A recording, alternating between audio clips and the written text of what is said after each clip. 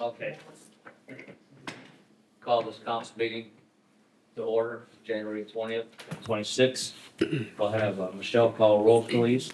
Jerry Mutter, Present. Dan Schomer, Present. Doug Humphrey. Present. Dan Burback, Present. Jody Lee. Present. Karen Wilson. Present. Pledge of allegiance.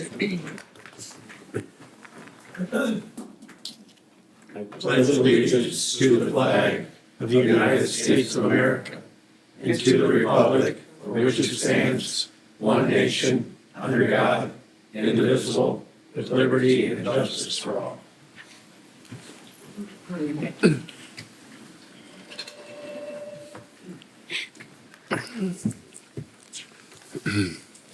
Okay, item number 3, consideration of council meeting minutes of January 5th of 2026.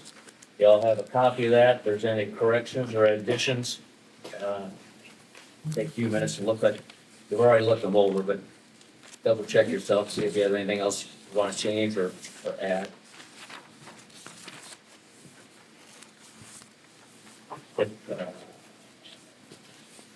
I make a motion that we accept the minutes. Second. Okay, motion been made and second to accept the minutes. All by saying aye. Aye. Opposed? Motion carried. Okay, item 4, consideration of the semi-monthly and miscellaneous bills. Doug, you're up. Okay, the bills for this period of time are $117,737.16. And that includes a $452.77 credit memo. The top 5 bills, number 1 is Meriden Health for the medical premiums and admin, $30,229.28. Mid-American Gas and Electric, $20,206.25. Shebler Company, commercial repairs in the tune of $7,713.75. Rock Island County Emergency, that's a ETSB, $3,681.50. And the Hawkins Incorporated for its Aqua Hawk, $2,664 even. Are there any of the others that anyone has any questions on? What was the Steve, can you commercial- tell us what, yeah. What was the commercial repairs one? You have any idea? Heat Yeah, in here? Yeah, Well, we're waiting on a. they're working it, yeah, 3 working. weeks now to come Holy smoke. to fix what we got, what the issue is, right? Yeah, yeah. It's a carriers and manufacturer. It's a proprietary part and was ordered about 3 weeks ago. And then Aqua Hawk, I think I asked, but I can't remember. Do you know what That's that's? what I just asked here. Is that the $30-some-hundred? Yeah, for Yeah. Hawk. 2664. Yeah, I believe, and I want to research just to make sure, but I believe it is for a service call for the backup power supply, the battery backup that protects all our critical equipment. And that went out over a weekend, and it was a The server was. server room overnight call. Yeah, It was taken care of by ETSB, and then they forwarded the bill to us. any others, anybody has any questions on? Well, I think that bill, I don't know if we'll get reimbursed from that from our insurance since it's us or not. But Yeah, we'll see if we can file a claim or not. that's what Sean was saying. Okay. If there aren't any questions on any of the others, then I would propose that we make a motion to pay our bills in the amount of $117,737.16. I second the motion. Okay, there's been a motion and a second. We'll have Michelle call roll on that, please. Dan Schomer, Yes. Doug Humphrey, Yes. Dan Burback, Yeah. Jody Lee. Yes. Karen Wilson. Yes. Jerry Mutter. Yes. Okay, we can pay the bills. Item number 5, consideration of the treasurer's report. Aaron. Hello? So on the first page of the treasurer's report, you'll see, there's a pretty big, activity for the Fund 16, the special tax allocation 2. That is due to a closure of our TIF 2 fund. That is net. What amount is left, to pay off, the surplus and a couple other little things. It's an amount that, Glenn Crawford from, our TIF specialist had given me. The rest of it was being transferred over to, Fund 18, TIF 4, which you'll see the 5,917,000 in the positive below for that activity. I also wanted to make a note about our economic development loan fund. That is gonna be closed in February. I was waiting to hear back from Briskman so that we could send them, the check of the 50,000 from the resolution of us closing the loan fund out. I believe that was last month or maybe 2 months ago. That was approved at the last meeting before. The top 10 general fund revenues, are all pretty much in line. We did get a CP, or a corporate personal property replacement tax check, from the state for 48,000. And, I wanted to make note of the reimbursement and restitution for 21,000. That was for, the property tax bill for 435 East First Street. We received that money back, after we did invoice a couple times. If you go to the second page. Let's see, at the top, that payments to other funds for $5,905,540.26. That's the interfund transfer. Engineering services, both for sewer and water, and the police pension monthly payment. And then we also had improvements except buildings, which was the street project through, Public Works. Those were the main ones. Cash and equivalent balances are listed below. Total cash or equivalent as of December 31st, 2025 was $24,795,059.30. That's all I really had. It wasn't really a exciting month. Any questions for Ariana with the treasurer's report? If not, I'll look for a motion. I'll make that motion to accept the report. I'll second. The motion been made and seconded for the treasurer's report. All in favor by saying aye. Aye. Opposed? Motion carried. Item 6 on the agenda, presentation by Amy Clark, Winter Metropolitan Area Housing Authority of Rock Island County and Metro Rock Housing Connection regarding William Young Homes and consideration of an issuance of a letter of support thereto. Amy is here and I'll give you the floor to explain. Thank you. Thank you for inviting me to present tonight about all the great things our agency is doing, and especially here in Milan.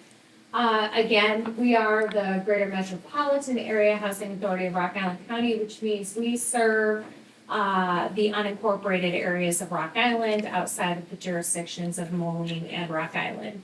We have one property currently that is a public housing property here in Milan called William Young Apartments. It's an elderly designated property serving individuals in the community low income 62 and older.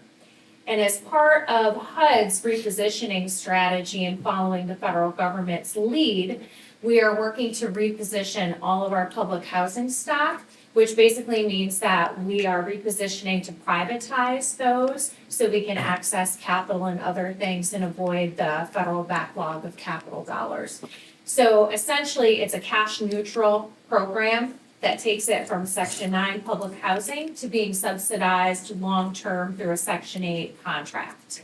So it's still federally subsidized to keep the rents affordable, but the subsidy comes through a HAP contract to the landlord from our agency and the federal government. So we just put together a brief little PowerPoint here for you today. And we did want to say we went through a whole new rebranding strategy and marketing campaign. So that's why you see the new name in addition to the old name so that we could better embody who we are and what we do. And just talk about RAD and what it means for the property and the community. It just talks again about our new name. So this is the William Young property. Again, it was built in 1962, so it's an aging asset, but it was renovated heavily, had a lot of interior renovations back in 2006 through a capital fund financing program. But it does need improvements to the infrastructure and some long-term affordability options. Again, we've already talked about the Section 9 going to a Section 8 program. It is a project-based voucher. So this means that the property will be privately owned, and then the housing authority will issue vouchers that stay with the unit. So the vouchers do not move to go with tenants. They don't necessarily belong to the tenant themselves. It belongs to the unit, so it keeps that property affordable for the long term, 30 years, 60 years. This combination of vouchers actually allows us to increase the rent structure, which is good for the long-term affordability of the project, because there are lots of capital needs that need to be done. So that additional cash flow that comes in through the increased rent structure goes back into the financing of the construction that we're going to do, and the equity that we're going to put into the property. Again, what is really important to note is that while the transaction words change, the property does remain affordable. It's very important in this community to keep affordable housing for our seniors. We already have a backlog of over 1,000 residents in Rock Island County waiting for senior affordable housing. So we know that there's a tremendous need and we need to preserve what we have, which means the tenants continue to pay no more than 30% of their gross income towards rent, and then the housing voucher pays the rest of the assistance. Going back, sorry, I kind of tiptoed now, I keep going. One thing that's really important to remember when we're doing things like this is that the reason being is that our public housing appropriations are based on congressional approval every year. And they continue to be prorated less and less and less as they try to push authorities such as us to find other ways of funding affordable housing. We have actually privatized a lot of our funding structure over the years, and we've already gone from 100% federally subsidized down to only 50% federally subsidized. So we're working very hard to do creative ways to build more affordable housing, but through private financing and structures. Because again, the federal funding is really limited and it can be unpredictable. We don't want our seniors relying on unpredictable funding. This is what they call a Section 18 blend, because it takes some of the public housing units out of our fair plot limit and it adds them back in through a different funding mechanism called tenant protection vouchers. It's a really complicated way of saying that it allows us to add more units to our portfolio later on. This property is 96 units currently. It will remain 96 units. The demographic in that is not changing.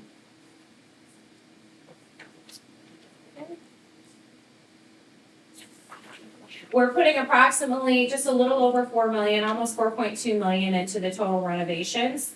And again, the improvements are going to focus on infrastructure, exterior improvements, ADA compliance, sidewalks, all of those life, health, and safety things that we need to take a look at. Probably do a re-roof of the rubber roof that was put on. And here are some dollar amounts just to show you. These sources are coming, so this project is being privately funded by our agency. We're not asking for any money or any change in the existing structure. We're gonna put about $2.8 million in reserves, plus almost 4 million in capital funds towards the $4.1 million project. That shows you the use, the sources, and then where the money is going, the construction contingency, hard costs. Soft costs, of course, are all the engineering reports and appraisals and consultants and attorneys and everything it takes to get the deal closed. And then project reserves and the developer fee to pay for the consultants.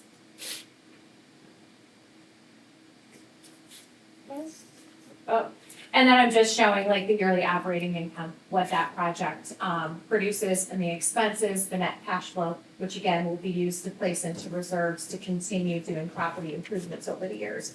Right now, it does not cash flow, right? It's a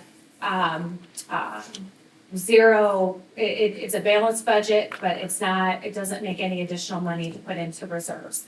And for the preservation of the property, it's important to us to take some net cash flow to be able to save so that as the property needs interior renovations in the next 10 to 15 years, we're able to do that. So you see a little bit more cash flow with this structure, which is, again, the benefit to moving in this direction and repositioning. This is just a basic overview. If anyone ever wants to look up our agency audit, financials, records, they're available online. We're a federal entity, so you can look through Federal Audit Clearinghouse or our website to get our annual reports or our audits. This just gives you an overview that we've grown substantially as a housing authority through these strategies. When I started in 2018,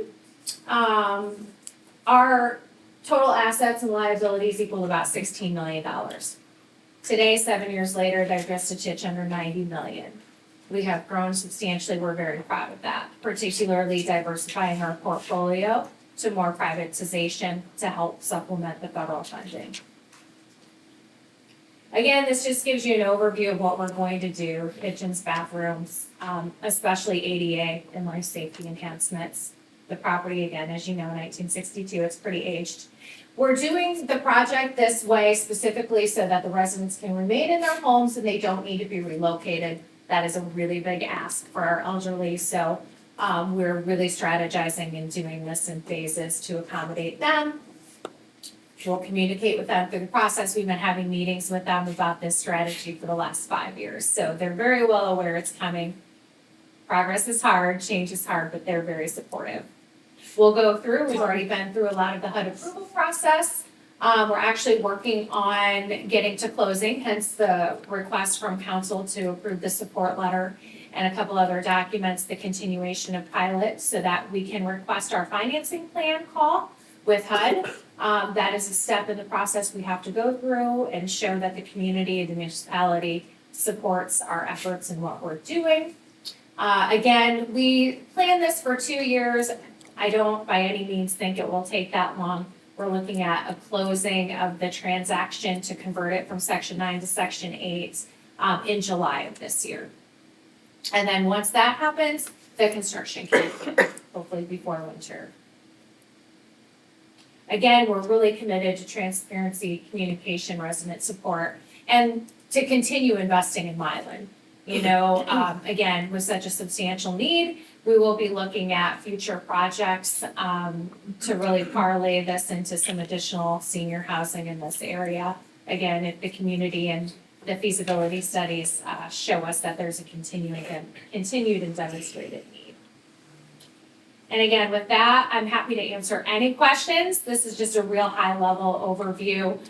We do have some annual reports if anybody wants to see them.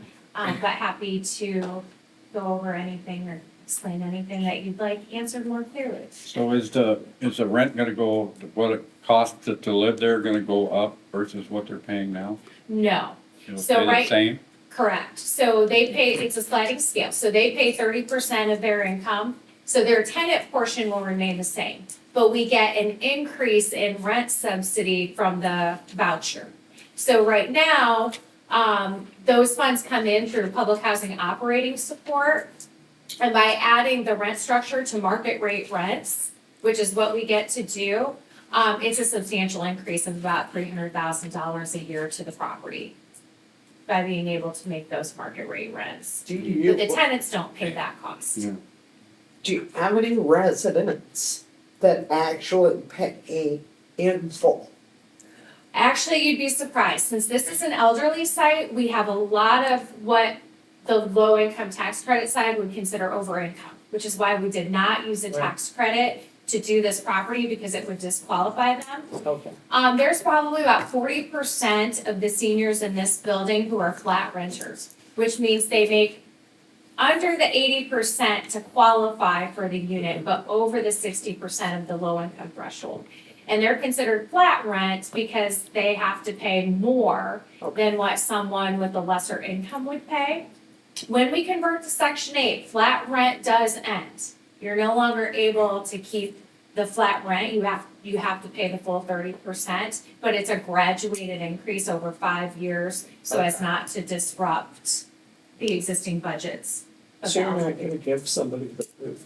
No, you can't. Legally, we cannot. The residents through the RAD process have a guaranteed right to return, which basically means that when we convert from section 9 to section 8, tenants cannot lose their housing based on eligibility criteria alone.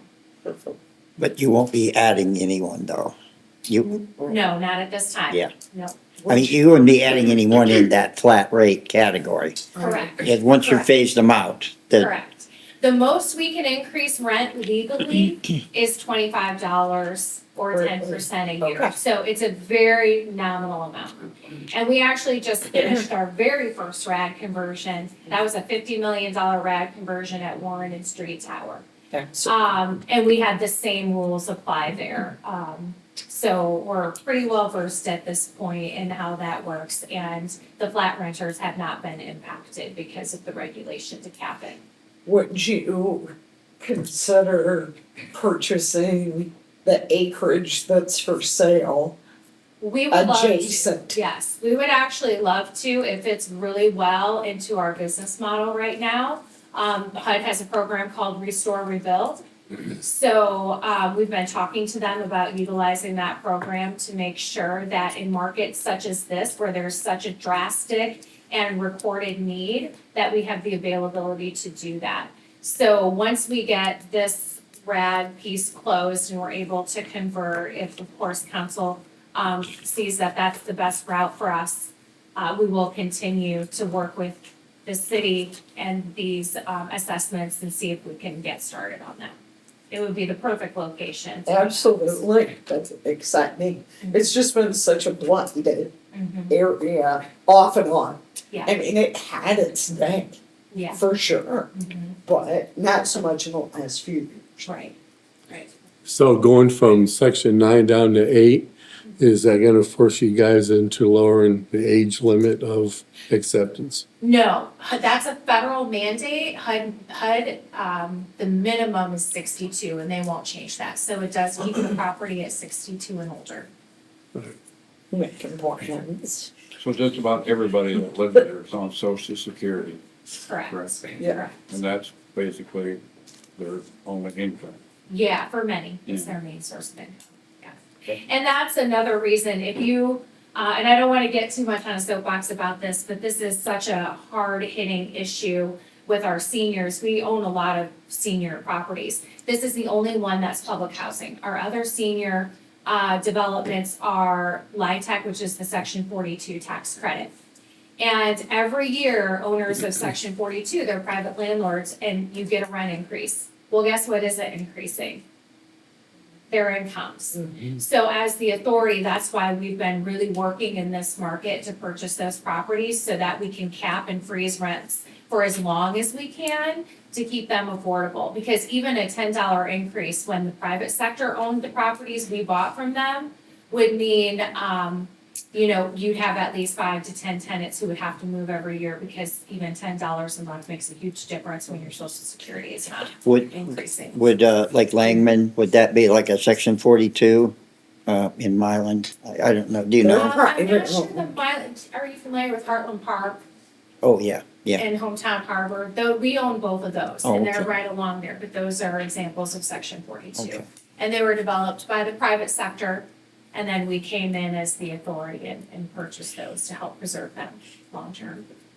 Is there anyone that's a private entity that's in the section 8 that has like facilities or units within their facility that qualify for that program? I'm not as familiar with the Milan landlords. We work with a few, but they're mostly the mobile program. We are working with a developer who is trying to build more elderly voucher affordable. And we actually, it's the Spoon Makers, I think I can say that, right? Yeah. Is it? Oh, yeah. And we gave them a commitment letter to offer them project-based vouchers if it would help their underwriting to be able to get that project done. Nice. Yeah. So we're trying to facilitate those public-private partnerships as well. So this letter of support you're asking the board to give you, who does that go to? But directly Oh, to housing directly and to urban HUD. development, yes, Okay. is part of their requirement to approving a transaction. So basically, we're looking at not only at as a voice vote, that you're looking at just a consideration? Yeah, we would want to ask the board to go on So record in everybody's got their support opinion. and authorizing the mayor to prepare a letter on behalf of the council in support of the project. I'd like to make a motion to, consider the issuance of the. Is there a second to that? I'll second that. A second, okay, it's been a motion and a second. All in favor by saying aye, Aye. opposed? Okay, so carried. That's adequate then, Steve? Yes. Okay. Mhm. I didn't call it, but I think everybody's gonna say yes anyway. Yeah. I mean, you gotta Yep. help the elderly out. I mean, we're all elderly, Absolutely. at least I am. Speak for you. Well, I hope that helps you out and great presentation and thank you for coming and Yes, thank you guys so much for having us. We really appreciate it. Pull it out. I want to break anything while I'm here. It's okay, Break it, you buy it. we got parts. Thank you. yeah, but if anywhere we can help you any further, you know, Steve's always available, so am I. Great, that'll be During the week, fantastic. if you Yeah. ha- if you have to have us come for a meeting of something you need support for Milan, I'm more than happy to come too and help you out any way we can. We really appreciate that. Thank you. Thank you so much. Holly? Thank you. Amy? Thank you. Okay, we'll move on to number 7, mayor's appointment and the village board's confirmation for members to the planning commission and the building board of appeals. I think the first one is, I've got one person I want to appoint to the planning commission before I get to the board of appeals, and that is, Darren James. This would be for a 4-year term. So I'll ask, everybody knows who he is, so I'll ask for a motion to approve this appointment. I make a motion that we approve Darren James for the 4-year term to the planning commission. There's a second? Second. There's a motion and a second. All in favor by saying aye. Aye. Opposed? Motion carried. Okay, the next one is the Board of Appeals. Now, I know everybody here is not familiar with the Board of Appeals. This goes way back when I first started. To explain, the Board of Appeals is a 5-member of the board. They're like the planning commission, they're not paid, they're all volunteers. And whenever someone comes in and sees the building inspector and wants to do a project, and the building inspector tells him that's just what he has to do the project, but the guy doesn't believe the building inspector knows what he's talking about, then he has the right, he usually gets an attorney, or he does it himself. He can come to the Board of Appeals, they'll set up a meeting, and the Board of Appeals will sit there and they'll listen to, the public's gentleman's, his explanation, and they'll listen to Rob's explanation, the building inspector. And then they'll make a final decision. It doesn't come back to the board. And that's pretty much what these guys are. We try to find people that are pretty much familiar with, you know, plumbing, electrical, and building and all that. So, I'm gonna name each one of these guys, there's 4 of them, and I have to, they've got a different term. So once I get with all those, and if you're want to approve those, then we'll go for a motion. So the first one, he's sitting in the audience. We all know who Mike Nguyen is. Mike Nguyen's, volunteering to be on the Board of Appeals for 2 years. And Darren James, who just got on planning commission, he is for a 3-year term. And Randy Garrett is a 4-year term. And Greg Collinson is a 5-year term. And so if you are okay with those 4 appointments, or if you have any questions before, ask for a motion on any of these people. And you'll need to designate a chair. Huh? You'll need to designate a chairperson. Yeah, I didn't know you wanna do that now until we got the next guy. Just go ahead and do it now. Yeah, because they'll, in case they have to meet in the meantime. There's a circumstance, because this has been an inactive, group that's been on the books. And it's really, and this is, I'm, maybe too much information, but, there's an interaction between, what the planning commission does, and particularly in terms of land use planning and land use zoning versus the board, this building board of appeals versus the zoning board of appeals, which can give variances, side yard setbacks and small things like that. But the 3 of them intertwine. This is the group that very rarely has anything to act on, and this is why we need to reappoint. You want to be the chairman, same motion? Yes. Mike, would you like to be the chairman? I'd be happy to. You got the most experience, you've lived in Milan for a long time. You're also on the police commission also, right? Yes. So he's got the most experience of all these guys right here, so I'd be a privilege to have you as the chairman. I have, So I'll make a motion I have to, Mike. is there a motion to approve Randy, these who's the fourth? appointments? I'll Who's the make the fourth one? motion. Is there a second? I second. And did you have a question? I was trying to figure out who the fourth ones. I have Mike, Randy, and Darren. Randy Garrett? I got Randy, I got Darren, I got Mike. You said four, didn't you? Greg Collison. Oh, Yeah. Greg Howell, okay, Yes, yeah. okay. And Thanks. correct me if I'm wrong, but these are volunteer positions. Yes, They yes. receive no pay No pay. whatsoever. Same as the planning commission and zoning board of appeals. And I think there's a misconception, sometimes Oh, yeah. in the community. Okay. Any other questions before we ask? I think We you got a got your motion, a second. Yeah. Already. No other questions, all? Okay, all in favor by saying aye? Aye. Opposed? Okay, motion carried. Okay, thanks, Mike. Thank you.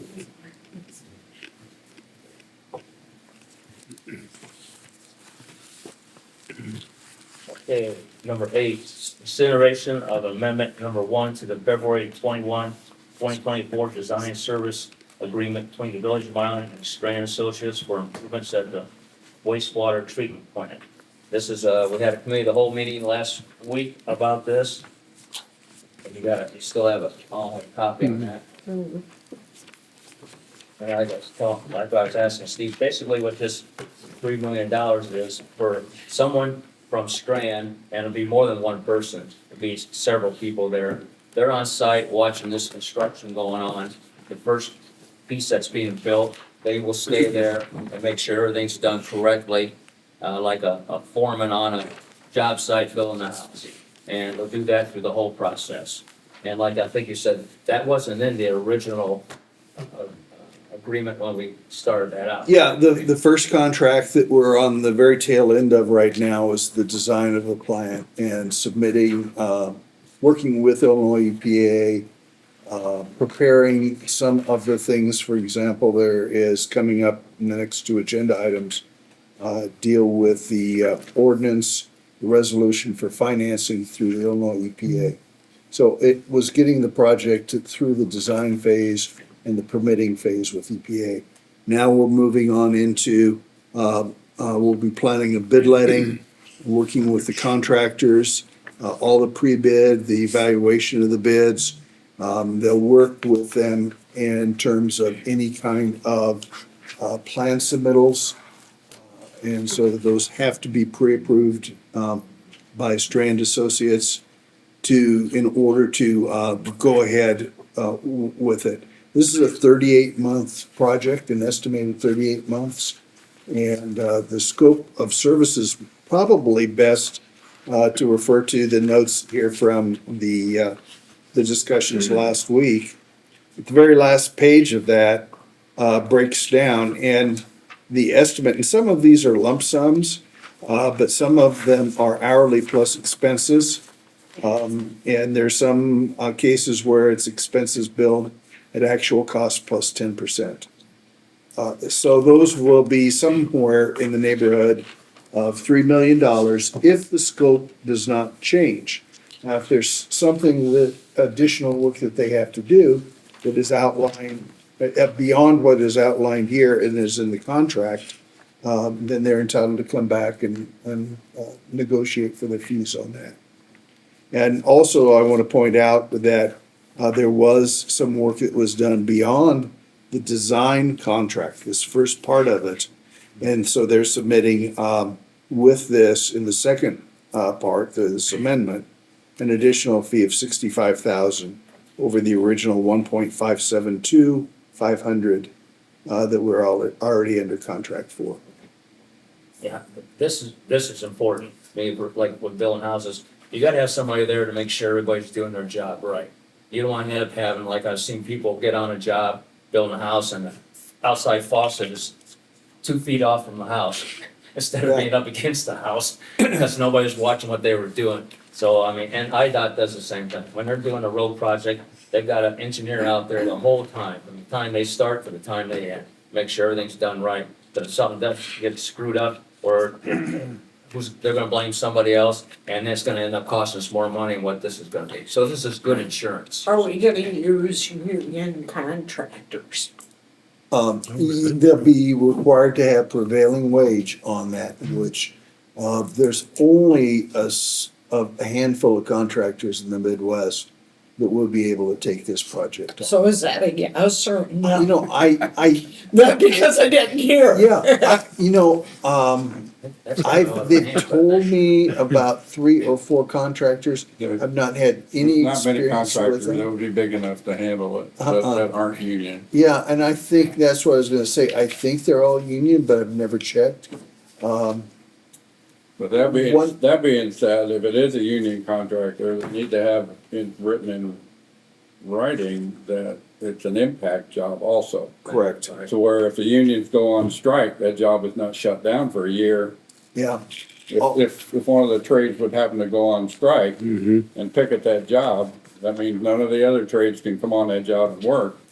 They need to have it, continuation. they need to have that spelled out that it's an impact job. We've done, this building, the renovation up on the 3rd floor, and the Camden Center, and those were all union contractors with impact agreements. Good, That's a good deal. Good point, Dan. because you wouldn't want to have that job shut down, No. 6 months into, for 6 months or 10 months, Yeah, you yep. you lose a lot of time. We can just redirect us to it right over to Rock Island. We'd be all right.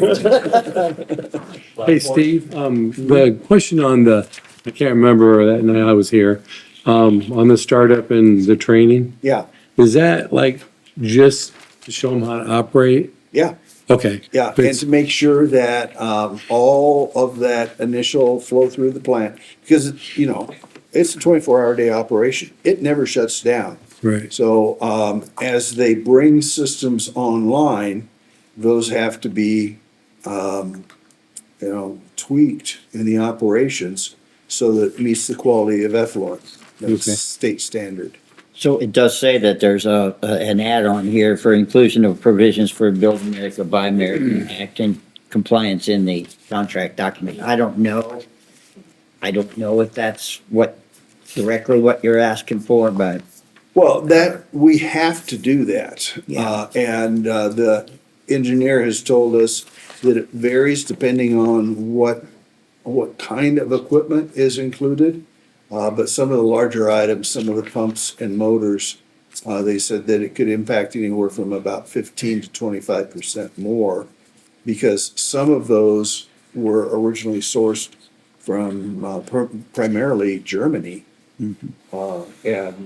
So it was a while after these requirements went in the US before the US manufacturers were up and producing, a competitive project or product.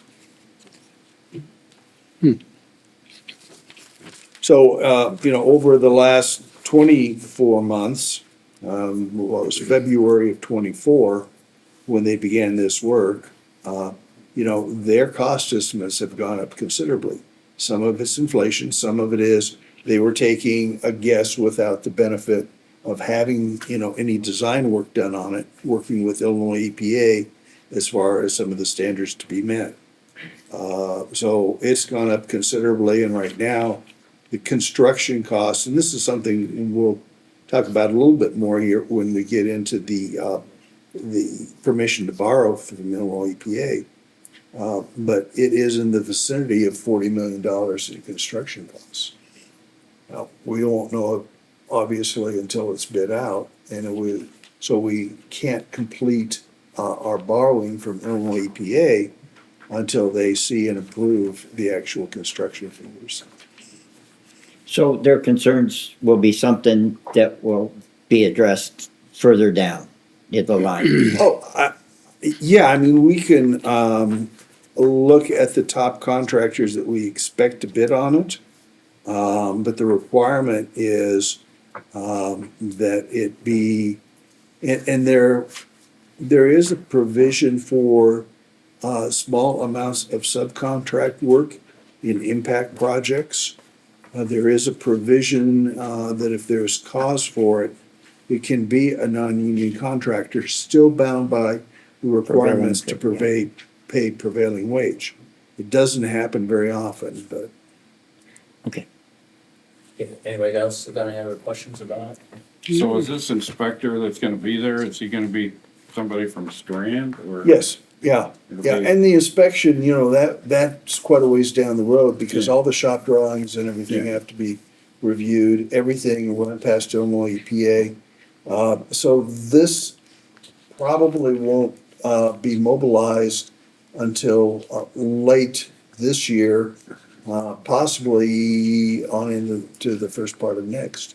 We also have some soils, testing that will be a different firm over and above what this contract is. It's not something that Strand will do. And that is probably a $25,000 to $35,000 budget item.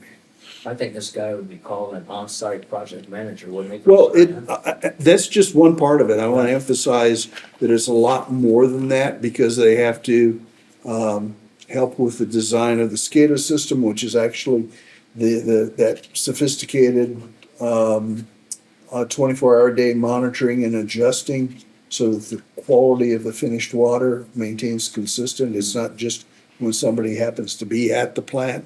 So that whole system has to be done. Again, the training and certification. But during the construction, and then there's also provision that in addition to the person that will be here overseeing the day-to-day, there will be periodically a small team that comes down from Strand, probably out of their Wisconsin office, and will meet with us, go through things, meet with the contractor, and so just periodic updates. But the day-to-day kinds of decisions are typically made by the resident engineer. Right. Okay, there's any other questions? I'll look for motion to, enter into an agreement with Design Services. I make a, mo- And if I can, just so that we have the motion in the correct form, we're not issuing a new contract, it's an It's amendment to amendment the one. existing. Yeah. So I think if we could reference that in the motion, please. well, I make the motion that we enter into the, amendment one, to the February 21st, 2024 design service agreement, with the village, between the Village of Milan and Strand Associates for improvements to the wastewater treatment plant. We don't need to have do we need to put a dollar amount on that? See, no, okay. Is that adequate? Yes. Is there a second for that? I'll second. Okay, there's a motion and a second. We'll have a roll call vote on that since we're spending money. Doug Humphrey, Yes. Dan Budek. Yeah. Jody Lee, Yes. Karen Wilson. Yes. Jerry Motter, Yes. Dan Shulman. Yes. Okay, motion carried. Okay, number 9, consideration of an ordinance 1812 authorizing the village of Milan to borrow funds from the WPCLP, which is Water Pollution Control Loan Program, for the improvement project. I'm assuming this is the loan through the EPA. Yeah, it's exactly parallel with what we've done for the Rainbow Ridge Water Main Extension Project. On December 15th, the council did this step and the next step. And it authorizes that we would seek, the monies through a program at a heavily subsidized rate. We don't know what that rate's going to be yet. We believe it will be somewhere between 1.92 and 1.42% interest rate, which is pretty exceptional. We are going for some hardship points on it. And if we succeed on that, it could be significantly lower. It could be another half a point lower than that. And on a 30-year borrowing, and the program also has a maximum $6 million grant loan forgiveness.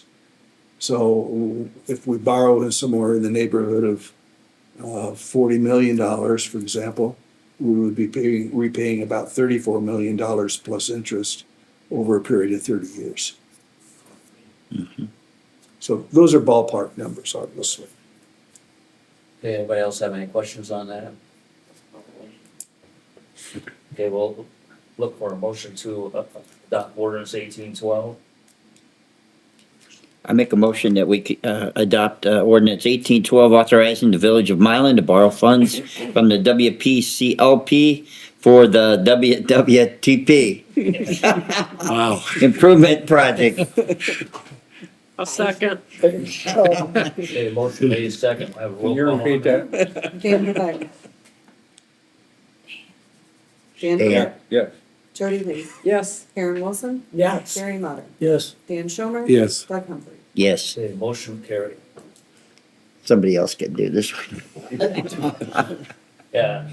Number 10, consideration of a resolution 26-1 designating the village's authorized representative to sign the waste plant application documents for financing of the WWTP improvement project. Now, this is documents that Steve would sign as the project progresses, is what this is. Yeah, and this is a little bit of a bureaucratic, because before Illinois EPA will even process the loan application, they want a separate document by resolution, passed by the city council, that the signatory on the paperwork is duly authorized by you, and that's all this does. I would make that motion on resolution 26-1, designating Steve as the main signer. Is there a second? Second. Karen, second. Okay, motion's been made and second. We'll have another roll call vote on that, please, Michelle. Jody Lee. Yes. Karen Wilson. Yes. Jerry Motter. Yes. Dan Schomer. Yes. Doug Humphrey. Yes, Dan Rebecca. Yes. Okay, well, now we're getting into number one business again. Okay, consideration of approval of a resolution 26-2 providing for 2026 MFT, which is motor fuel tax expenditures, estimate of costs and engineering services agreement. Now, this is for motor fuel tax that we get each year, so we're authorizing, that we can go ahead and spend this. So, Each year, and this is on a calendar year basis, not a fiscal year. right, So every January, we have to fill out paperwork, and it's on the Illinois DOT forms, and specifying of the monies that we will anticipate receiving, and any monies that we have on hand in the MFT fund, how those will be used. And some of those will be maintenance, some of it will be saved until we do a larger project like the West Fourth Street project. Some simply goes for supplies like our salt, and then a portion of our street lighting is paid annually out of MFT. So this designates what that is. It's submitted by Michelle, and then so there is an intended use associated with that. And so that's why all three of these, and then authorization to their Illinois DOT, recognizing that IMEG is providing services for us on this. So those three kind of wrapped into one. so with this, then you can then put those amounts or those estimated amounts into your Into the budget considerations process. for the next Right. year. Yes. For roads and Yes, or road yeah. maintenance. Yep. well, it goes not only for roads, but this is a good thing for Gibson. I liked it at the township. I can buy my salt and my beet juice, and I can buy my blacktop to fill my potholes. And so the more you get out of this, which is unfortunate, you gotta pay the tax for the gasoline, which I think is 34 cents right now per gallon in the state of Illinois. That this really helps us out in order to even not have to come out of the general fund. That's Right. what makes it nice. Right. So, okay, so I'll somebody wanna make a motion to that effect? I'll make the motion of the approval of resolution 26-2. Okay, is there a second to that? I'll second. Okay, Jerry second.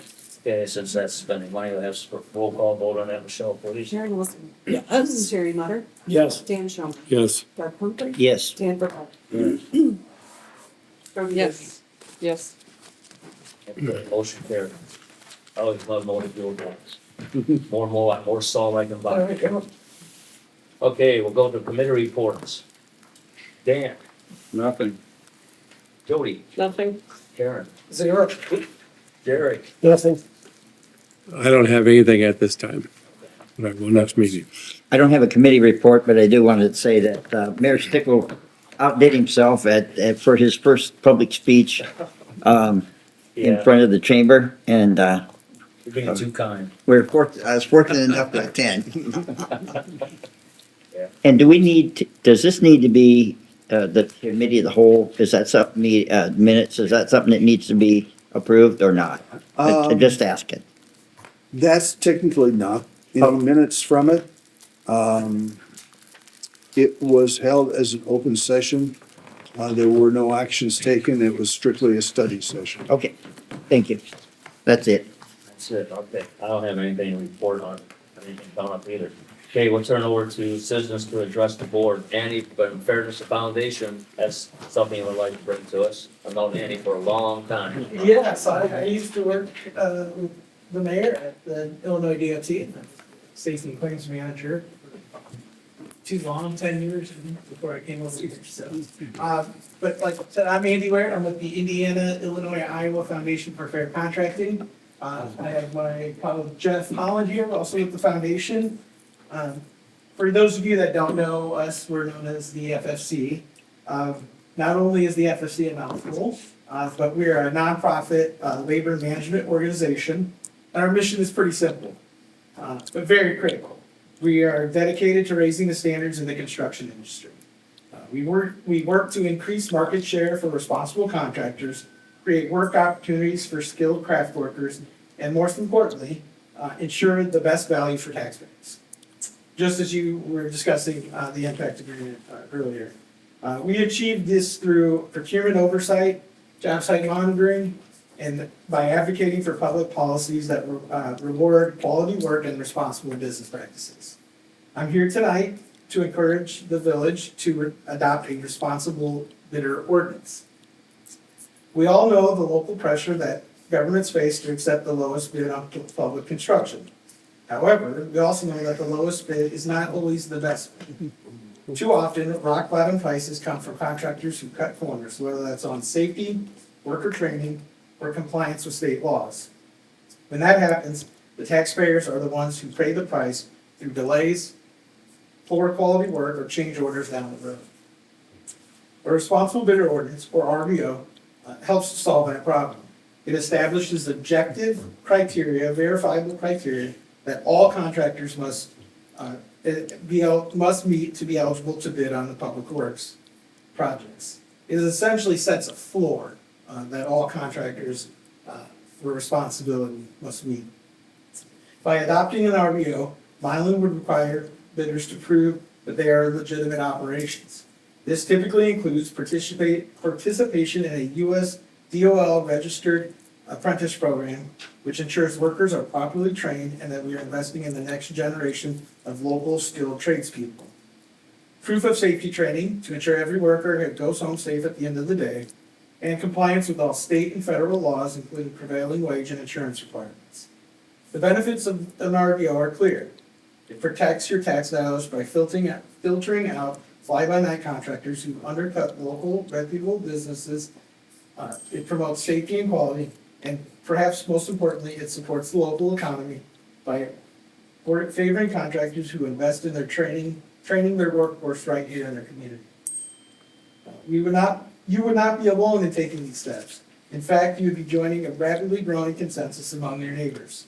Rock Island County, Moline, East Moline, and Rock Island have all passed similar ordinances to protect their communities. And just recently, actually last week, Whole Valley joined them by adopting their own standards. These communities have recognized that when we demand higher standards, we get better results.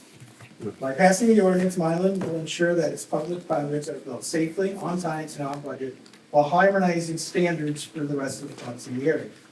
We urge the council to consider adopting a responsible bidder ordinance to protect the taxpayers of Milan and support fair competition. In your folders, you have on the left side examples of responsible bidder ordinances in the area. That includes Moline, Rock Island County, Whole Valley, I think Rock Island City, Rock Island Community, East Moline. On the right side is an example of what an RVO or a responsible bidder ordinance in Milan could look like. It's just a sample that I took from all of the other cities and kind of threw it into one and see what happens. So, the responsible bidder ordinances that I threw together for Milan, and the ones that Moline, Rock Island, still, or East Moline and Rock Island County have, included an impact agreement, threshold. Saying that, that way it's out there that if you come, if over $250,000, the project automatically adheres to the impact agreement, and that they have to deal with they have to sign on to the impact agreement, which, as you guys noted, as the administrator noted, is pretty flexible. It is not, it's not like, our way or the highway. It works with the contractors in the area to make sure that they can meet the customer, which would be the city of Milan's needs. Jeff, you had anything to add? If you have any questions, we'll be happy to answer them. Actually, Moline just is doing their wastewater treatment plant right now. That is, that is okay, I'm a nerd, I'll admit it, I'm a construction nerd, I've been in construction for the last 16 years. But it's a cool project, and it's $153 million. Yeah, I was gonna say, It's small. It's done by a company called IHC, and they're out of Elgin, but they have almost exclusively local subcontractors. So it's really cool to go through that parking lot and see the local, the car with the Moline guy, with the Moline sticker on the back of the car, or the Rocky sticker on the car. It's kind of neat to see.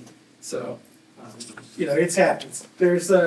You're right. There's not a lot of contractors that do that kind of scale, but I can think of 6, off the top of my head that do that work, that scale, and the scale that you would need.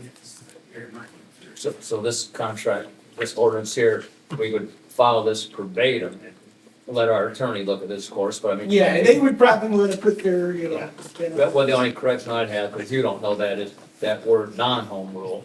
And I almost took that out because I modeled that after Moline.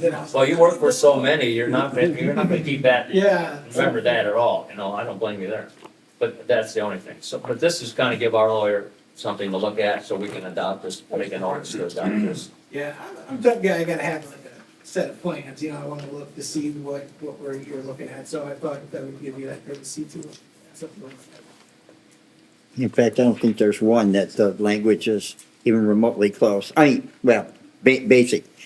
The words, they obviously might have started with this, but they didn't finish with They didn't that. end, yeah, Moline's is pretty close, I think. Yeah, it's the closest of all of them. Yeah, but they all did their own, they all, put their own touches on it, and what you guys think is important for your community, and, I don't live in Milan, so I look pretty close. there's no, so not. Pretty close. Well, this works good, because you got Moline's, the way theirs is, Yeah, and our lawyer can look at this and come up with something that works for us. yeah, and that's how kind of all the cities have done it, is kind of looked at what everybody else is doing and kind of come up with their own, like, Coal Valley's is completely different. I mean, it's got the same kind of criteria, but they worded it right. That was there. Yeah, Coal Valley do things. So this might not totally be in your grid square, but this project itself has a higher standard. There's only certain contractors can even be involved in this, in the sewer treatment area. It's just not, it's not like the Wild West. But it might not be as tight as, but there, I will say I've seen some, especially ones, because we also cover the Iowa side. And some smaller communities that have really had some trouble with contractors that think they can do it, but, once they get into it. So, you're right, there's not a lot that even look at it. Illinois EPA has really high standards, which are great, not so when your administrator has to fill out paperwork, but it's great when you have your final product. Yeah, you're right. Well, it's important that every other city has this, that we need to have too, so we all comply.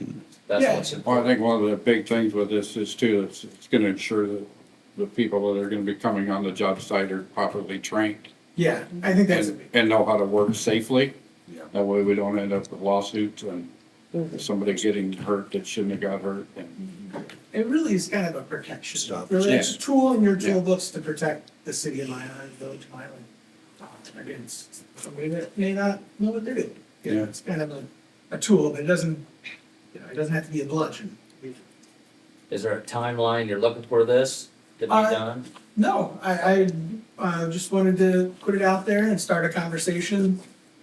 I put my card in those, in the folders, so if you have any questions, feel free to give me a ring. I know we can't do a motion, No. Just but I suggest that we go forward. have Lincoln look into it. Yes. Yes. And I think that's a consideration of everybody here to look into it, so, because this is important to have the people doing the right job with the right people. And this is in Dan's wheelhouse over here, he's in construction, so nobody knows more about it than he does, so. Okay, that's They're great, the Andy. biggest nervous I am right on this track. Yeah. I like seeing it, like, I've been doing, I did it for 30-some years. so. there you see. I was in the construction industry my whole working career, so I'd like to see this. I'll just drill down a little bit of what Andy said, Bill, off at just a couple of points that might be salient.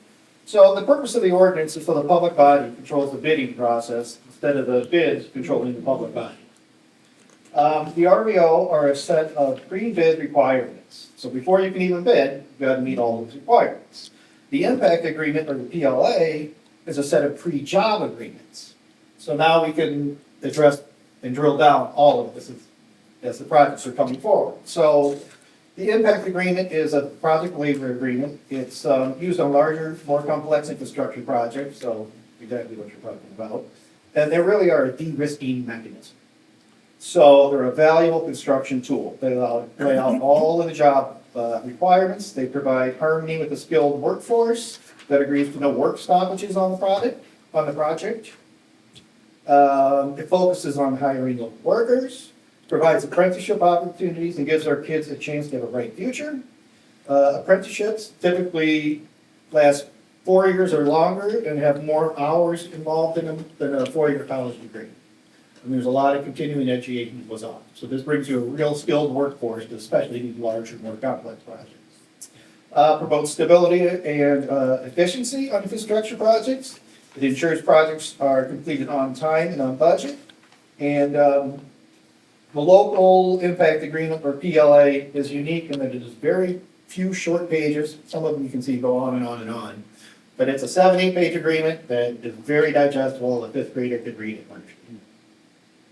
I'll give you another practical example of how it helped us on a project here at this building, because the architect had not properly drawn up and spec'd kind of a division between the trades as far as some work that just kind of fell in this neverland, was never spec'd out and was not clear in the contract. And so through the impact agreement, it was an easy, clean, good resolution. Yeah, and you're getting more and more of that with technology evolving, where something falls under whose trade, nobody's really sure, based on, the newest technology. So this really cleans that up. It's It not did. on the village, it's on.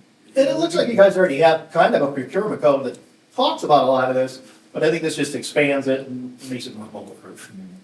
Yeah, I think, and I'll leave you guys alone now, because I know you probably want to go. No, but, a good example, I don't know who said it, but like, this doesn't preclude non-union contractors. A good example is in Rock Island. They did Sunset Marina, they redid Sunset Marina. And they, had a specialty contractor, who came in, but then that specialty contractor works with ILOA and the impact agreement to say, hey, this is my business and this is what I do. I need some specialty work. So they came to an agreement where the non-union contract took some skilled workforce, local skilled workers from the operating engineers. And they did some of the work, but that contractor was still able to do it, still had to have some of his specialty workers on site. So, that contractor had local people working for him where it probably would not have been had he, not. So it was a success story and where really it worked out where everybody was kind of happy. Anybody got any questions for Andy? You got my phone number, my email, call, text, We'll turn this over. no carrier pigeons. We'll turn this over to our attorney and see what we can come up with, if everybody's in agreement with it, which I think everybody is. And, see if we can get one drafted, and then, I got your number, I'll give you a call. And then I also have something to throw in too. I Sure. forgot about this and I promised my communications lady I would tell them. Is that we have a dinner coming up February 5th with local public bodies and contractors. Yeah, oh, you got, okay. So, feel free to come on down. Should be fun. Yeah, Open bar. I'll be there. Yeah. That's a, Damn it. Not Karen in. All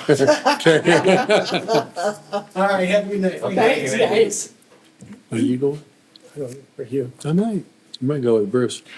I think I'm on vacation. I'll be Bruce's date that night. Pick me up. We can wear our shirts. Yeah, Yeah, oh, okay. we come as I'll see if I have something to read. Okay, I'll look for a motion. I'll make a motion. Second, anywhere? I'll second her motion. All in favor by saying aye? Aye. Opposed? When did that? We're adjourned. Thanks, everybody, That's for it? coming, appreciate it. It says RSVP. That's good. Yeah.